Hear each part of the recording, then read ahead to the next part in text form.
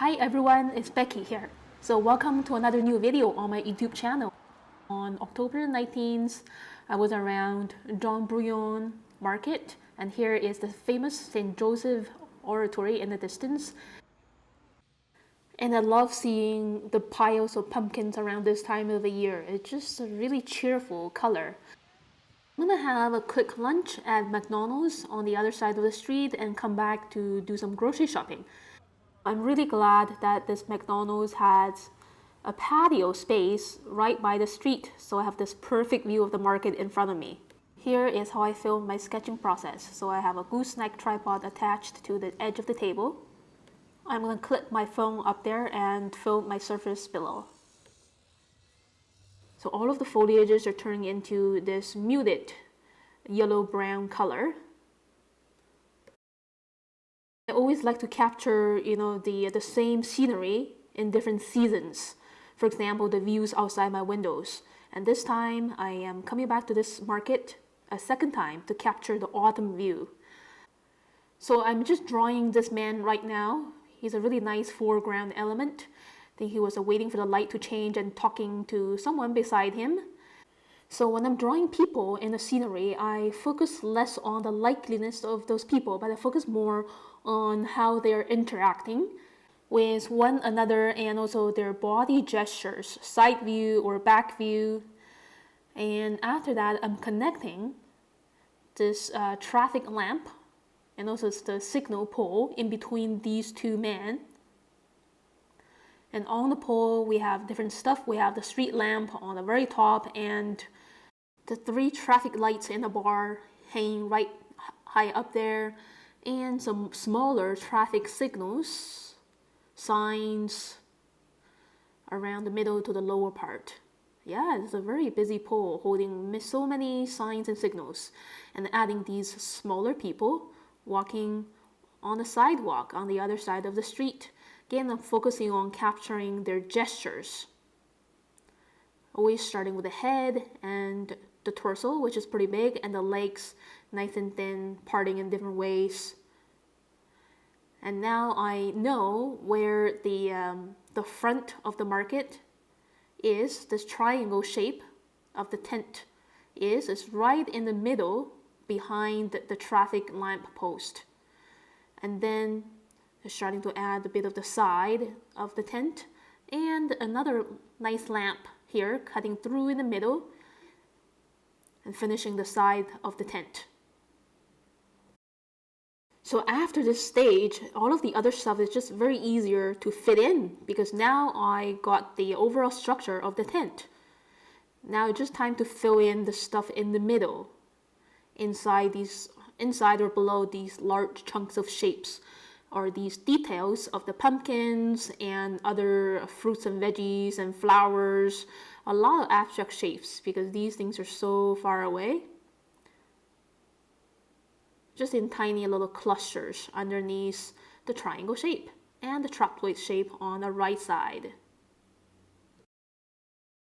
So I'm drawing pretty fast over here using an almost blind contour approach to fill in the spaces below the top part of the tent. And also using black ink to fill in some dark gaps. And this is the gate to the walkway, Jean Brillant walkway. It's a really nice arc shape. And underneath the arc there is a construction cone and another one behind. Montreal, pretty much everywhere is always under construction and renovation. Filling in more details inside the arc shape. More fruit and veggies on display. Keep expanding more towards the right side. Adding some ridges for the tent. And at the same time, I'm also using black ink to show the dark gaps in between those objects in the market. And using loose and quick lines to show the branches and twigs of the trees right behind the tent. And drawing the contour outline of this heritage brick building and the little lamp small and short because it's in the distance, and using quick squiggles to show the definition of climbing ivies on the side of the building.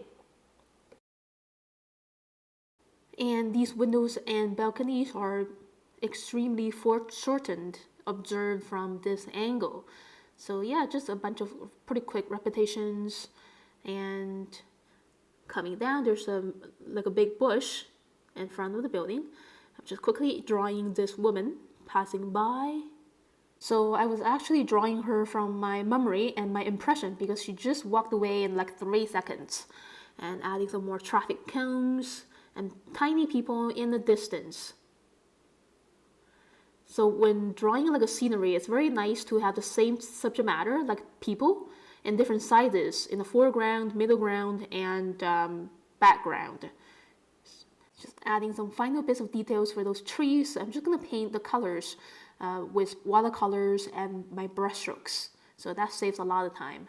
And just quickly and loosely adding these sidewalk lines to show a sense of 3 dimension of the street. So here's the look of my finished line work. It took me about 20 minutes to draw.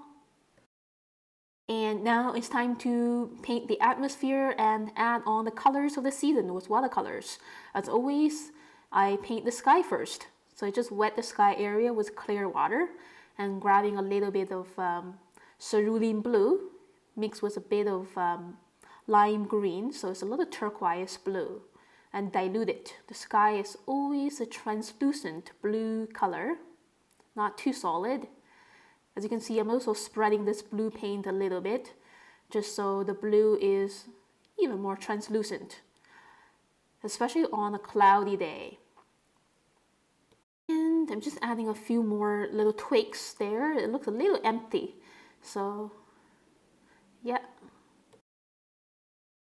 So as you can see, I just painted the negative space of the sky area, the blue part. And now I am putting on a bit of diluted lemon yellow for the white part, which is the cloud area. It has a tint of sunshine on it. It's not just perfectly white. And wet onto wet with my own gray that I mix with ultramarine blue and a bit of royal purple, diluted. The shade tone is not too strong, just like this. And I think rain is on the way, and these clouds are very fluid and contains a lot of moisture that I can feel. Keep adding some more of this gray, controlling the amount of water. So every brush stroke, the gray is slightly different. And when I'm mixing a bit of more royal purple into the gray turns out to be more purplish gray. And on the other way, if I put more ultramarine blue into the gray, in certain areas of the clouds, the gray is more of a bluish gray. So it's all about our observation skills and sensations. And now I am putting on a bit of diluted medium yellow for the street, kind of like an underpainting. So the sunshine is always illuminating the surface during daytime. So if you look at the color of the street during the day, you're going to see more than just gray. There's actually the color of the sun being reflected onto the surface. And also the same thing for the top of the tent. And now I'm just grabbing a little bit of red and burnt sienna to paint this terracotta colored building. Bit of raw umber for the bottom to give a bit of transition of tones. So just skipping my brush marks around the pile of climbing ivy, that will be a different color. Grabbing a little red to paint these little umbrellas on the side. And wet into wet before the yellow glow completely dries, and adding this bit of leftover gray around the edge of the curb to show the cast shadow from the curb and from the things around it.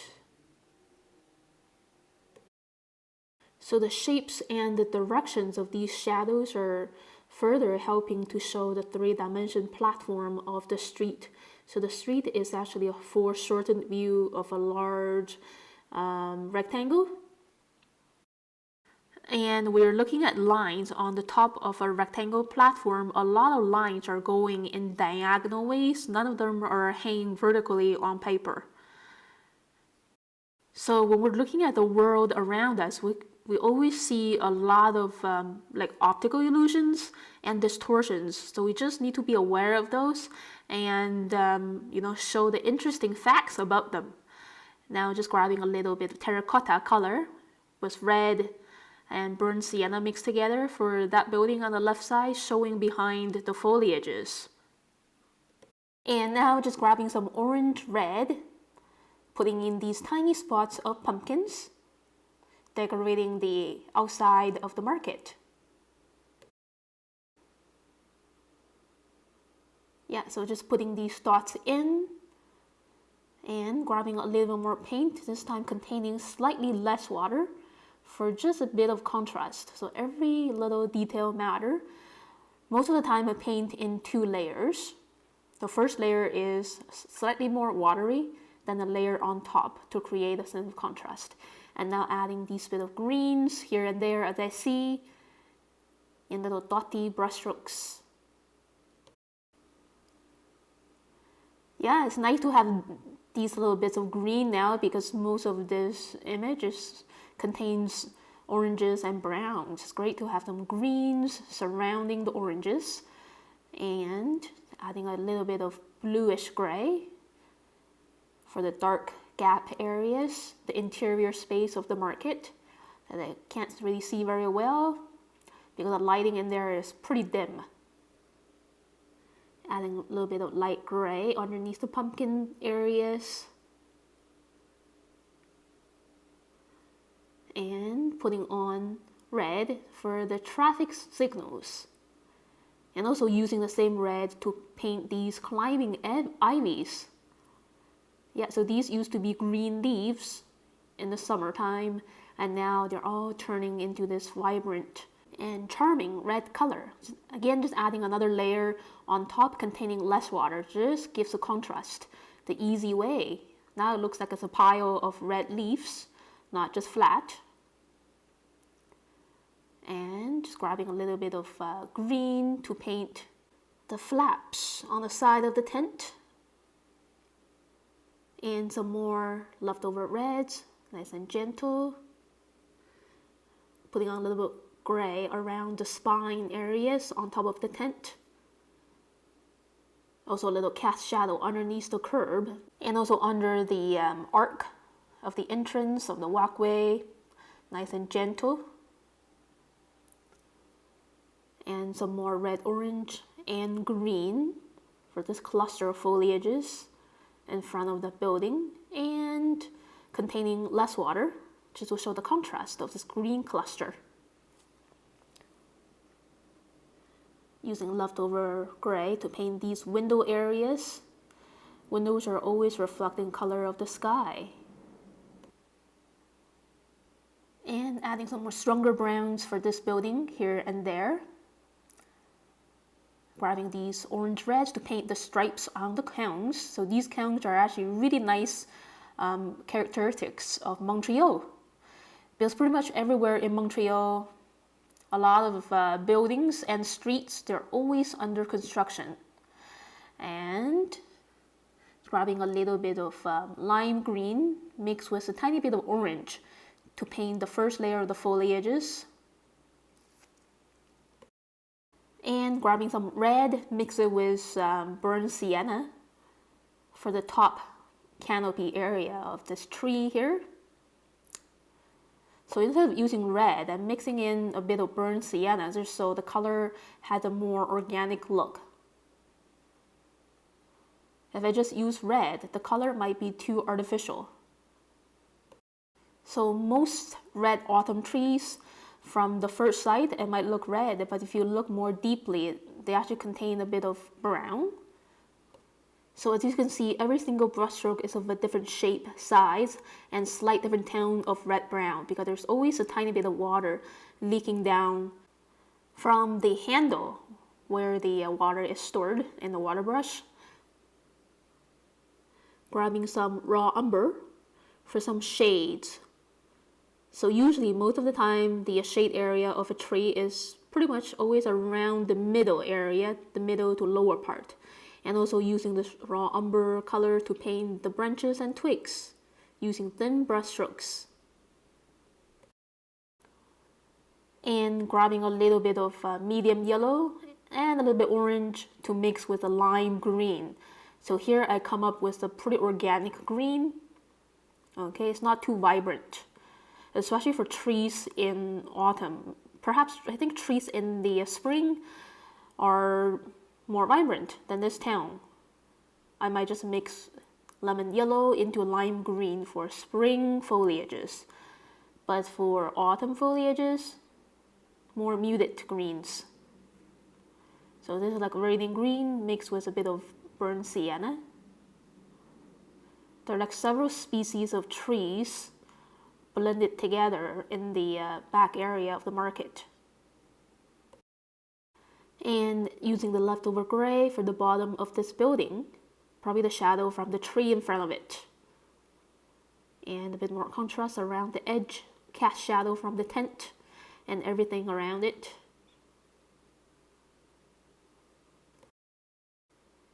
So for some teeny tiny little shapes, I always use the leftover colors, especially the grays, left over in my painting palette, just so I don't need to spend time mixing those colors again. They come just very handy, and then almost never clean my watercolor palette. And a bit of leftover green to paint this lady's outfit.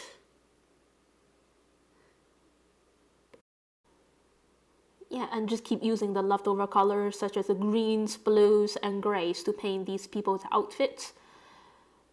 So in modern times, most people like to wear black, gray, blue, or deep brown, very muted colors for their outfits. And I have to use my memory sometimes. So I believe I remember this lady was wearing blue jacket, blue jeans.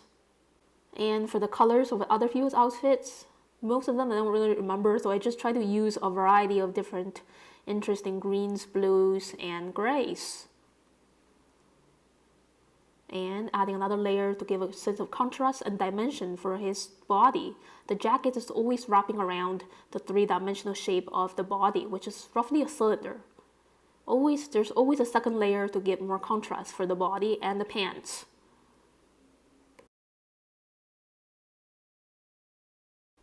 And I decided to paint most of these people's outfits with blues and greens because I want more contrast with the foliages and the red brick building in the background. I always try to keep a balance of warm and cold colors, adding some more little choppy brush strokes to show the foliages behind the terracotta colored building. Slight bit more contrast by adding a denser green there. And finally, just adding final bit of grays to give just a little bit more contrast here and there as I see, as I feel. Alright, so here's the look of my finished sketch. It took me 45 minutes or so to draw and paint. So thank you so much for watching this video, everyone. If you like it, please click like and leave me a comment below. Subscribe to my channel for weekly updates. So I try to update this channel 2 to 3 times a week. Happy Thanksgiving and have a great weekend, everyone.